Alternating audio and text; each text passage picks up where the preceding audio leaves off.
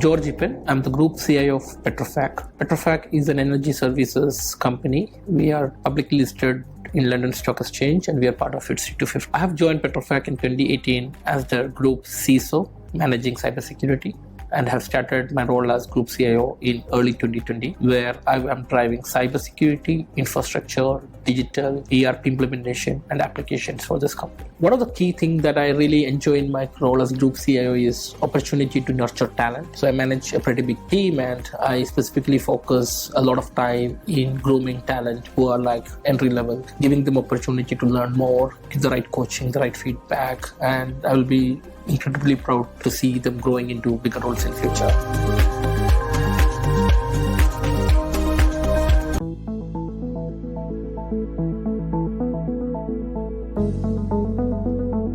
Yes, I think so. I think cybersecurity is a board level topic. It's one of the multiple priorities which any board will be focusing now, and I think energy industry is not different. So it's absolutely critical priority for the industry.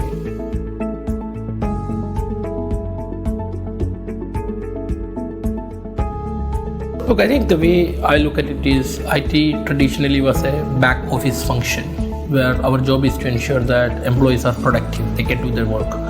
It includes getting the right assets for them, ensuring the network is up and the bandwidth is enough for them to work. So when you look, the priorities of CIO in any organization will be kind of similar, but when you run a global team and a global employee base, you will face the challenges like ensuring that there are sites which work on a Sunday in Middle East offices, and there are sites which work on Friday.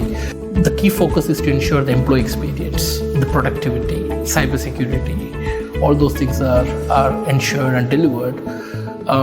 You also have some regional variation where you have to deploy some local solution, but our goal is to ensure as much centralized solution, corporate applications or global application which is consistent, which can be used to drive consistent processes across the company.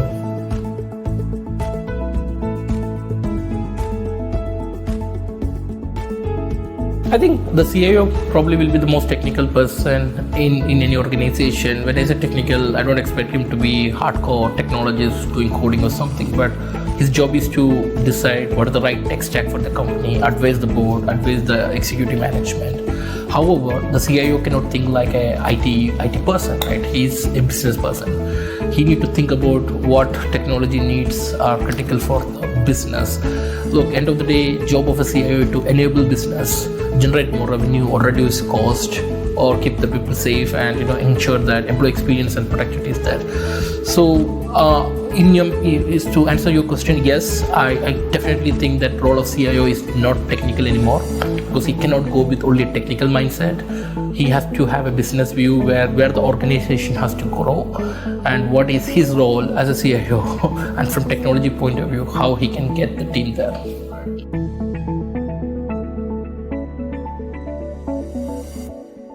I think it's already happening. I will say the transfer or move to cloud, it's ongoing for many years now.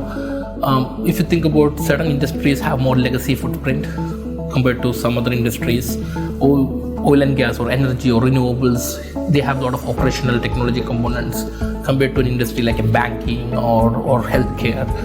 So sometimes this cloud adoption, moving from on-prem to cloud, it's not so easy when you have a lot of tech stack which is extremely old and legacy.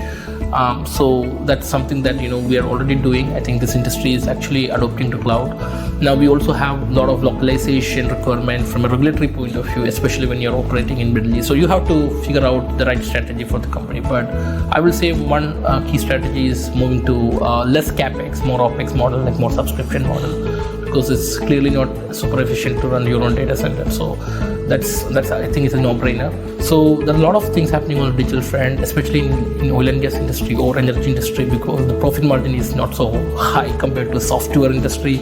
So you have to be absolutely clear on your strategy on how you can reduce cost and increase profit.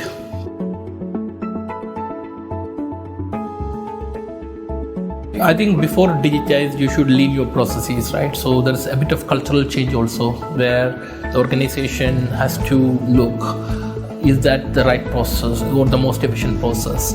and sometimes actually you need a third party view to challenge some of the status quo, right? So it's normal. It's just like, sometimes change is not easy, but I definitely see actually digital playing a key role in energy industry, because look, there's a lot of opportunity out there to increase the way we operate, and also safety of people, right? A lot of digital projects are to ensure we are ensuring that our people are safe, right?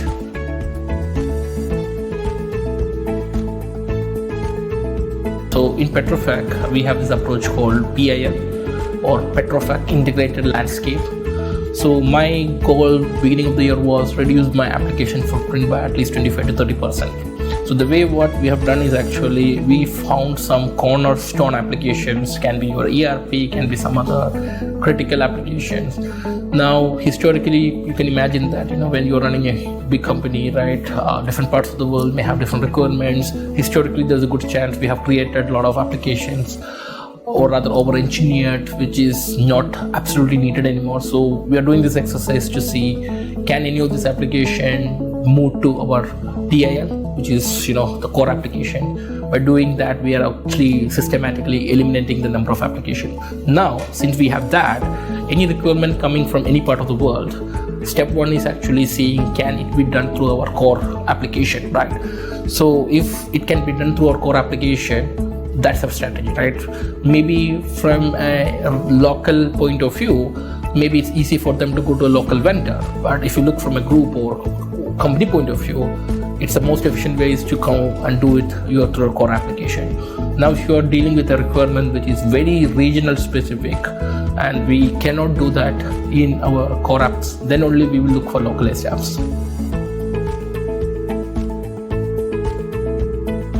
I think Middle East is a fantastic growth region for most of the organization. I think the government in Middle East is extremely supportive of bringing talent like expats and also growing talent internally. I think if you ask me, the cost of a few traditional IT in Middle East is high, like network. It's one of the most expensive parts in the world, right? So that can sometimes be a bit challenging for your digital aspirations, because when you're operating in a very tight margin, you cannot, have that. So definitely cost of IT. Okay. The second thing I like to highlight here is talent pool.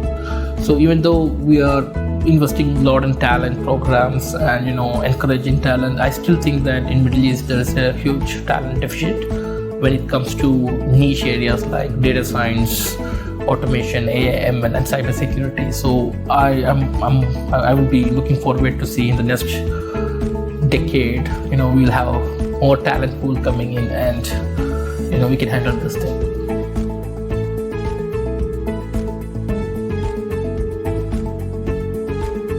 Definitely there are a few digital projects where we talk about hardware, IoT devices, like we use something called connected worker.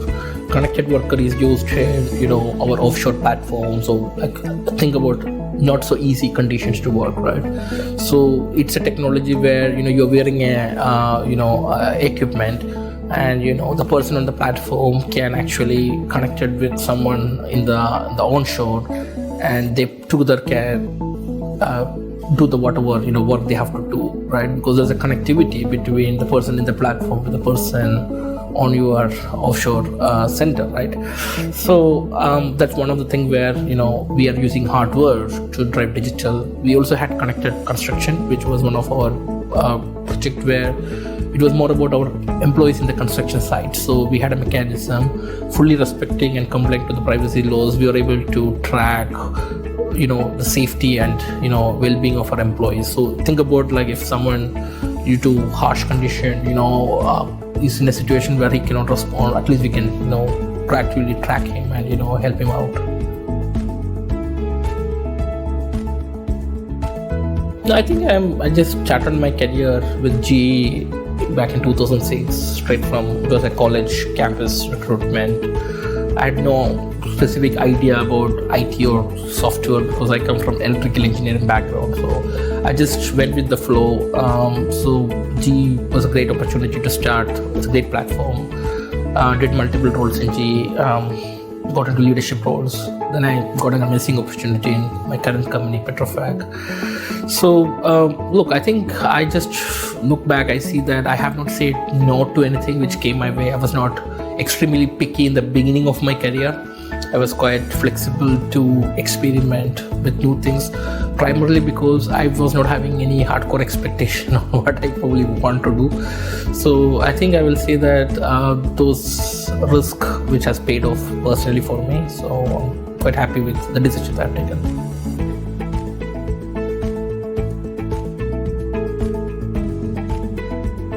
As a young IT professional, the only thing you should look is, are you in the right place where you are learning? If you're not learning, irrespective of where you are, or I think you should move on, and don't confine your expectation of learning to only niche things. You will get there. It's just that your attitude which matters.